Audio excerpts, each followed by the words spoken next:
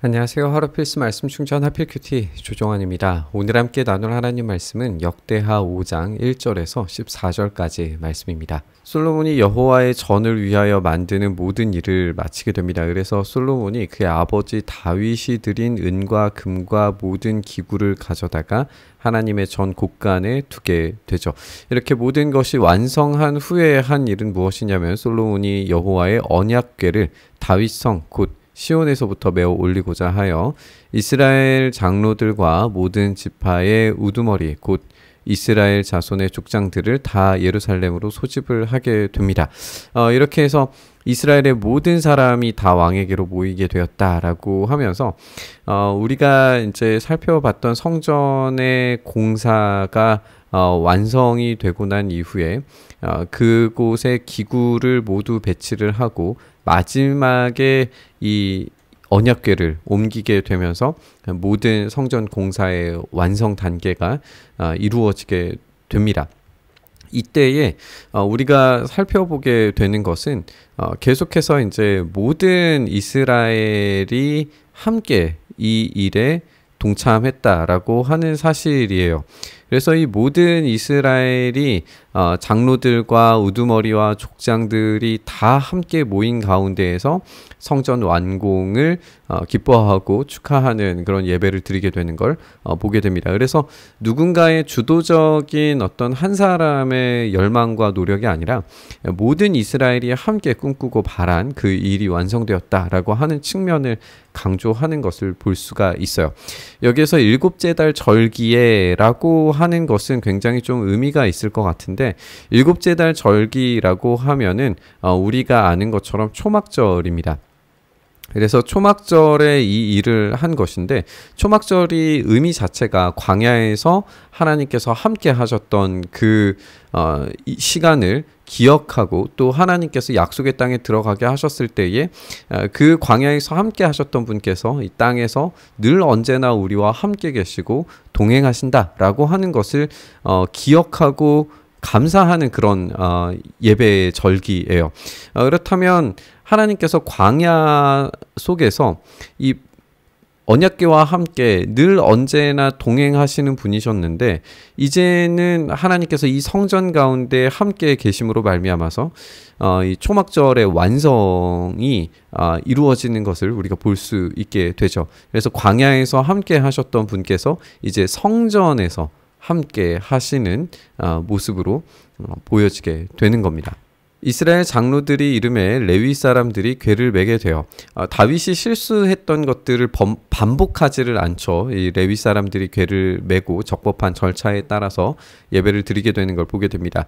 궤와 회막과 장막 안에 모든 거룩한 기구를 메고 올라가되 레위인 제사장들이 그것들을 메고 올라가매 솔로몬 왕과 그 앞에 모인 모든 이스라엘 회중이 궤 앞에서 양과 소로 제사를 드리게 됩니다. 그런데 이 양과 소로 제사를 드릴 때 그 수가 많아서 기록할 수도 없고 셀 수도 없었다라고 이렇게 표현하고 있어요. 우리가 역대상 15장을 참고를 해보면 다윗이 예배를 드렸을 때에 숫송아지 7마리와 순양 7마리를 제물로 잡아서 바쳤다라고 그렇게 나오는데, 여기에서는 비교할 수 없을 만큼 많은 것들을 하나님께 드리는 걸 우리가 확인을 할 수가 있어요. 우리가 종종 언급을 하지만 그 당시에 사람들이 소와 양이라고 하는 것이 굉장히 큰 재산적 가치가 있고 노동의 어떤 이 가치를 가지고 있기 때문에 함부로 이것을 뭐 엄청난 숫자를 예배를 드린다는 건 굉장히 어려운 일입니다. 그만큼 국가가 부강해야 하고 그런 예배를 드릴 수 있을 만한 여력이 충분하다는 것을 표현하는 일이기도 하게 되는 거예요. 그래서 이 기록할 수 없을 만큼 엄청난 예배를 드렸다라고 하는 것이 단지 하나님 앞에 정말 열심히 최선을 다해서 모든 것을 다 드렸다 정도의 수준이 아니라, 하나님께서 그만큼 그 외부로 그리고 그 내부로 모든 것들을 다 채워주셨기 때문에 이 일들이 가능했다라고 하는 점을 우리가 생각을 해 볼 수 있어요.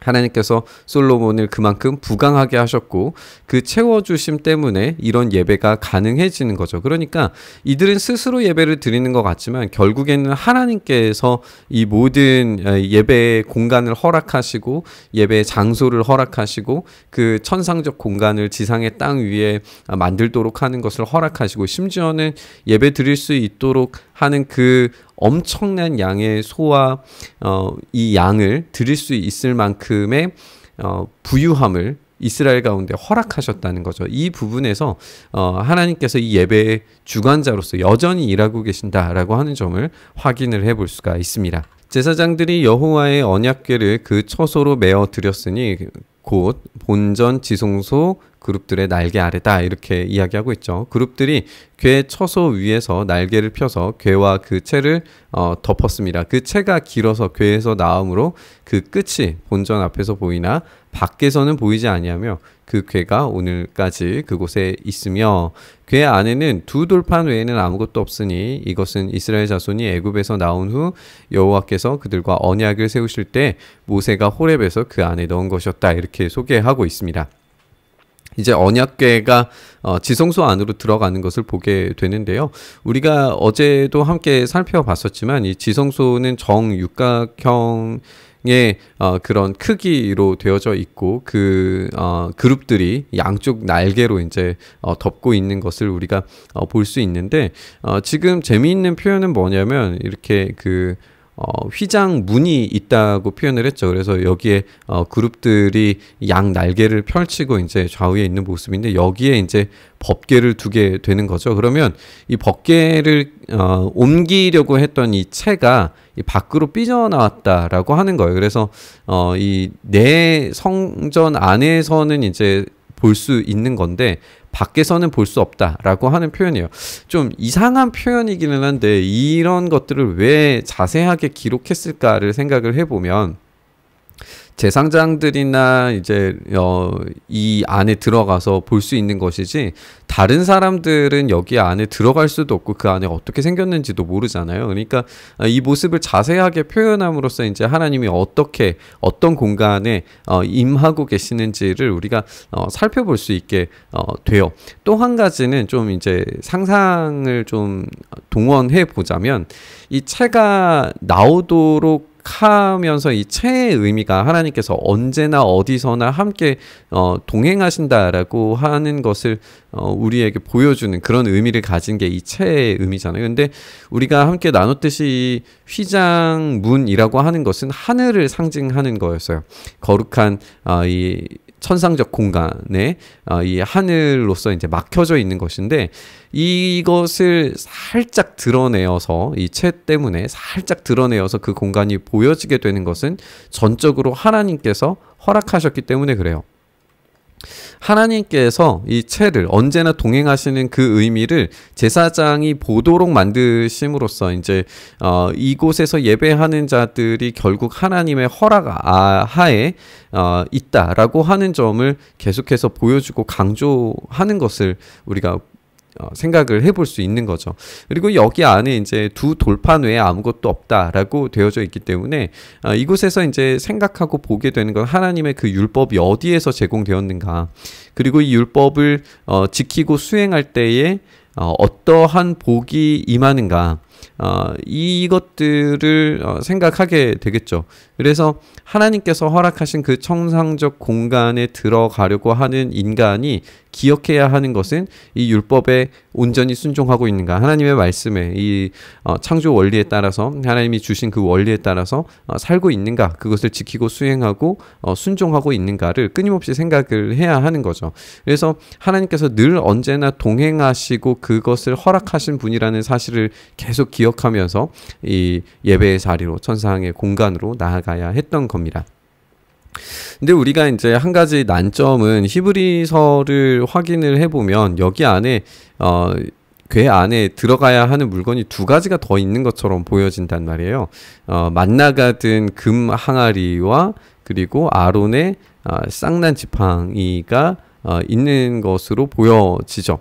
이것을 어떻게 난점을 이제 피할 수 있느냐 이런 거는 사실 굉장히 어려운 숙제인 것 같아요. 근데 히브리서 기자는 어쨌든 이 금 항아리와 아론의 쌍난 지팡이를 출애굽기와 민수기를 통해서 하나님 앞에 늘 언제나 놓게 했다라고 이야기하기 때문에 그 성막 안에 있을 때 그것들을 이제 옮겨오는 그런 과정에서 여기 안에 이제 넣게 되었을 것이다라고 그렇게 추정을 하는 것 같아요.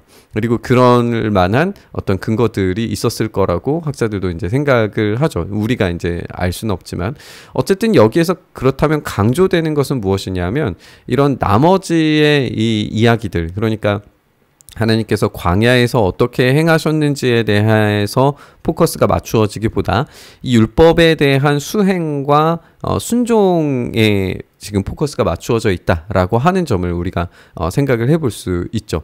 그래서 하나님께서 지금 허락하신 이 공간 안에 인간이 들어와서 예배를 드리는 이 모든 과정이 하나님의 시키신 명령하신 그 명령에 온전히 수행하는 과정에서만 온전한 복을 누릴 수 있고 하나님의 임재를 경험할 수 있다라고 하는 게 강조되고 있다는 겁니다. 이때에는 제사장들이 그 반열대로 하지 아니하고 스스로 정결하게 하고 성소에 있다가 나오게 됩니다.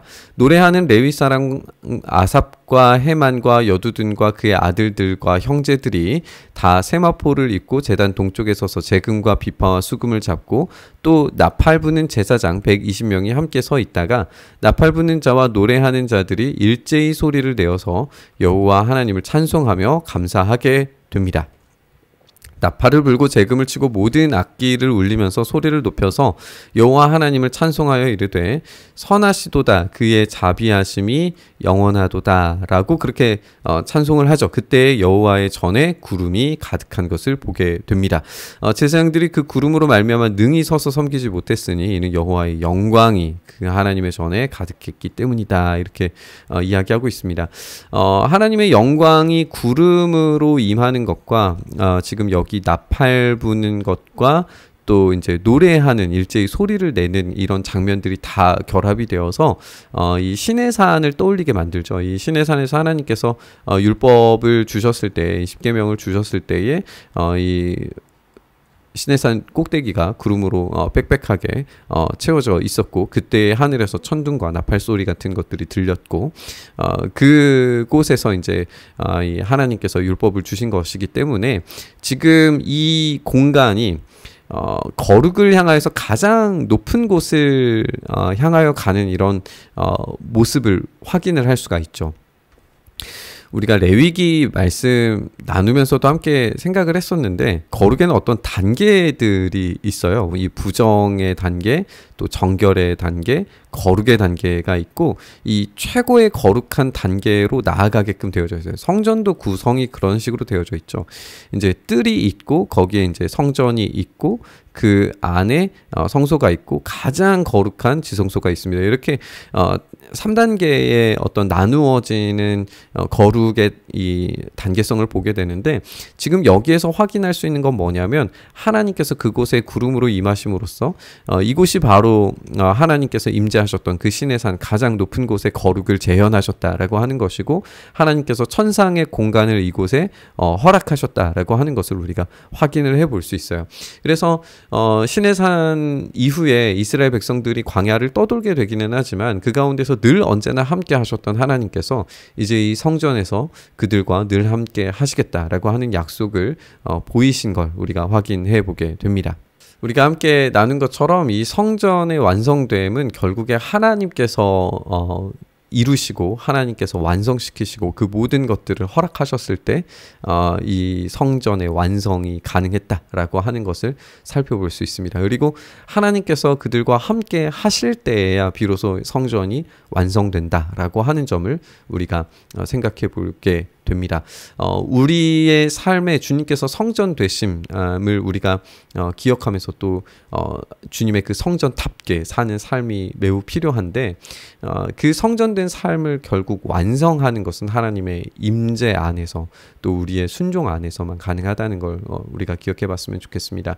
지금 우리에게는 우리 주님께서 주신 그 말씀의 순종에 따라서 이 주님께서 우리에게 약속하신 그 성령님의 역사를 우리가 경험하는 것이 바로 그 하나님의 임재를 경험하는 것과 동일한 일입니다. 우리가 성령 충만할 때 우리가 참된 그리스도의 성전된 삶을 살아갈 수 있게 될 줄 믿습니다. 우리 주님께서 그 일들을 우리 가운데 행하셔서 우리가 참된 성전의 삶 살 수 있도록 성령님을 우리 가운데 충만하게 부어달라고 함께 기도하고 묵상하면서 우리 주님 앞에 나아갔으면 좋겠습니다. 주님, 그렇게 주님께서 우리의 삶을 완성하시고 이끌어가시고 운영하시는 줄 믿습니다. 주님께서 허락하신 우리의 인생 가운데 성령께서 임재하시고 역사하셔서 우리가 거룩한 성전된 삶 오늘도 살아갈 수 있도록 은혜 더하여 주시옵소서. 그렇게 우리와 함께 하시길 간절히 바라고 소망하며 우리 주님 예수님 이름으로 기도드리옵나이다. 아멘.